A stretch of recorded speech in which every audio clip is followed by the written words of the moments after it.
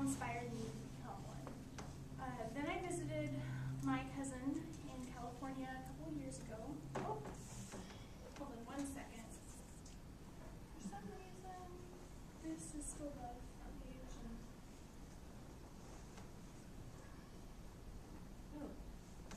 It says freeze. Freeze. Is it the remote? If anybody knows the answer to this, I've never seen this happen before. So, Brittany is seeing her whole presentation, but you're not. So. Try this one again. You saw the word freeze? Okay. Yay. Okay. All right. Okay. Okay, so now I'll tell you a little bit about myself. Like I said, I wanted to become a teacher, and I knew this from very early on. A couple years ago, I visited my two cousins in California. On the right-hand side is Jack, and on the left-hand side is Connor. Connor was born with material missing from his 13th and 14th chromosome. The doctors hadn't seen this before, and what they predicted for him was that he would not be able to walk or to speak. Once, a couple years later, he finally did start to talk and to walk as well. So what they found was that developmentally, he was anywhere from 2 to 4 years behind other children his age. So the summer that I spent with him really provided me with an insight into what a child with a disability was and how they reacted to certain situations, and it really got me interested in special education. And I would like to dedicate this presentation to him because he's the one who inspired me to become a special education teacher.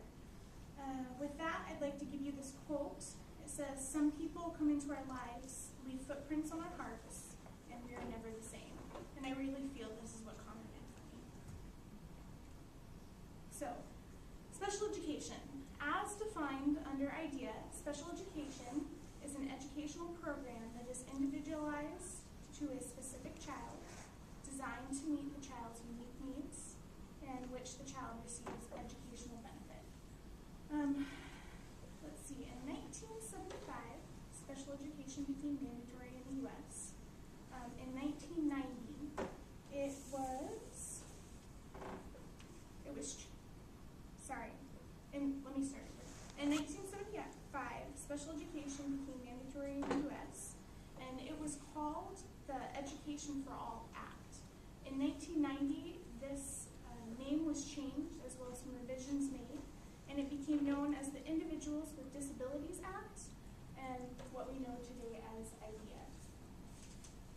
In 2010, there were a little over 81 million school children being served under IDEA. And also in 2010, the Anchorage School District saw a little over 6,900 children being served under IDEA. So a job look into special education. In 2008, it was projected that by the year 2018, there would be a 17% increase in jobs for in special education jobs within the U.S. Also in 2008, there were a little over 430,000 special education teachers who held positions. In 2010, that number increased to a little over 460,000 teachers who held positions. Yet schools all over the nation are still reporting that they cannot find and or retain qualified individuals for these positions. So with this project, I was able to go out and interview.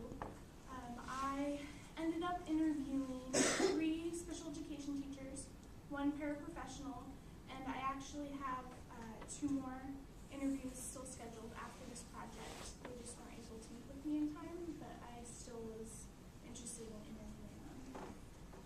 So the questions I asked them were to better understand their story of how and why they become a special education teacher. And I found several recurring themes in these interviews. One was parental involvement, another was the legal framework, another one was colleagues, and the last one was personal reward. first one I want to talk to you is about parental involvement. The first issue we came across was that there's too much involvement with the parents. This really hindered the teacher's ability to exercise the teaching principles over these children, and it created a lot more stress on the teachers themselves. At the other end of the spectrum, we have too little involvement, and while the teachers did their best in that situation, they really needed the cooperation of the parents to do what they needed to do at home. So what the best situation the teachers that I interviewed told me about was the teamwork. And they were able, with some parents, to create a teamwork situation where the parents cooperated with the teachers in what needed to be done for that specific child.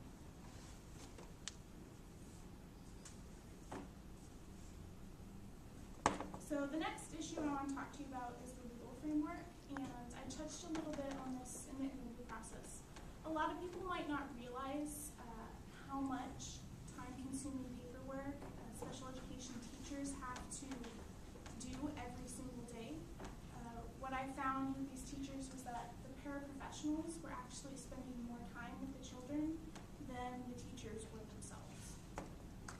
I have a quote from one of my interviews, and she said, "Sometimes I'm afraid to put anything down because I don't want it to be scrutinized or brought to court.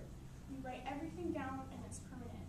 I really felt like this specific quote just brought out how scary it is to do this paperwork. For other teachers, it didn't stress them out as much, but you have legal implications for everything you write down.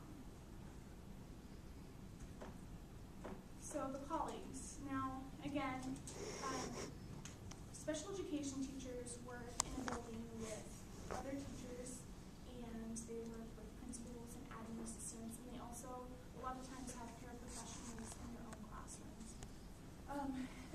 What I found was that colleagues can either cause a lot of stress if they don't have that teamwork environment, or they can be one of the biggest forms of support. And what I found with the teachers that I interviewed and the paraprofessional, they had all been teaching for 20 plus years. So they said that was one of the key factors in why they had stayed in that profession for so long. They were able to find people to have that teamwork with.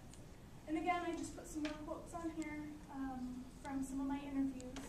And it said, obviously, teachers that are hard to work with cause the most stress. And then another one said, treat your eggs like gold. So the last one is a personal reward. Like I said before, these teachers have been teaching for 20 plus years. The paraprofessional had also been in the education field for 20 plus years. One teacher I interviewed had been there for 33 years. And they really felt that the progress of the students is key in what has kept them around for so long. And I also put a quote down of that specific teacher, seeing the progress of his award in and of itself. And the last question that I asked the people that I interviewed was, what piece of advice would you give to future prospective education teachers? And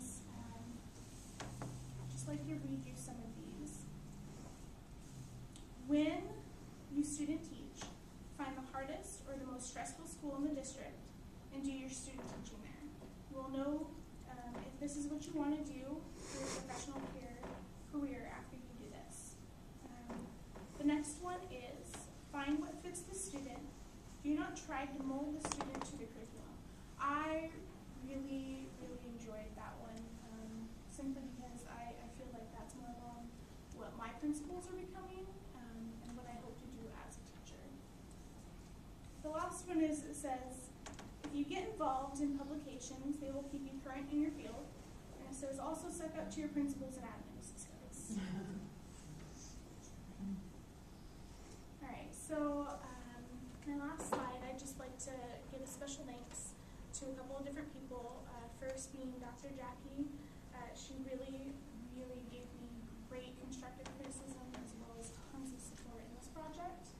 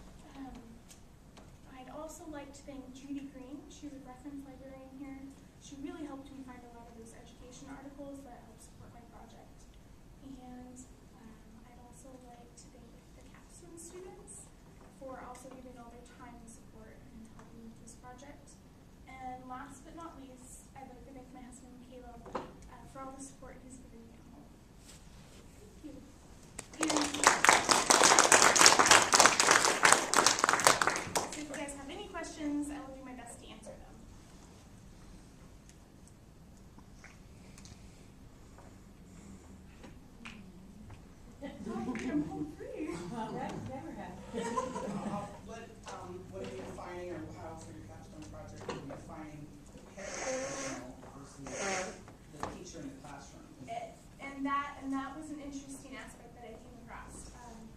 The paraprofessional that I interviewed was one out in the Valley and in the Matsu School District, and she said what she found when she was applying for jobs, and she worked at a couple of different schools. The definition of a paraprofessional isn't concrete. You go, you go to all the different schools, and she said she was doing different jobs all over. So it's sort of like an aid, and the teachers themselves have control of the actual classroom.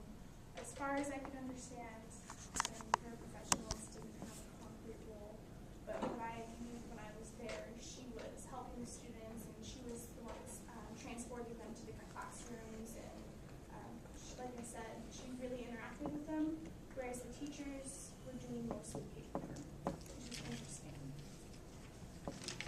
Were these all elementary teachers? They were all elementary teachers. The interviews I have coming up are one's a middle school, and she actually runs an autistic program. So it's a little bit different than what I've seen so far. In the term that she has an actual program at the middle school that she runs. So are these students in their class all day, every day? Is that Some in the English school district, they're seeing more inclusion now. So you're seeing a lot of those aides or paraprofessionals go with the students to the classrooms in general education. And the special education teacher's job then become identifying students, and if another teacher thinks one of their students has a disability of some sort, they refer to the special education teachers. And again, school districts, it changes, and also school by school, it changes a bit too. And what's their preference, the teachers? Did they say at all? Well, the one teacher that I interviewed who's been doing it for 33 years, she said she started out full-time and now she works part-time because of the inclusion process. And she said that's also another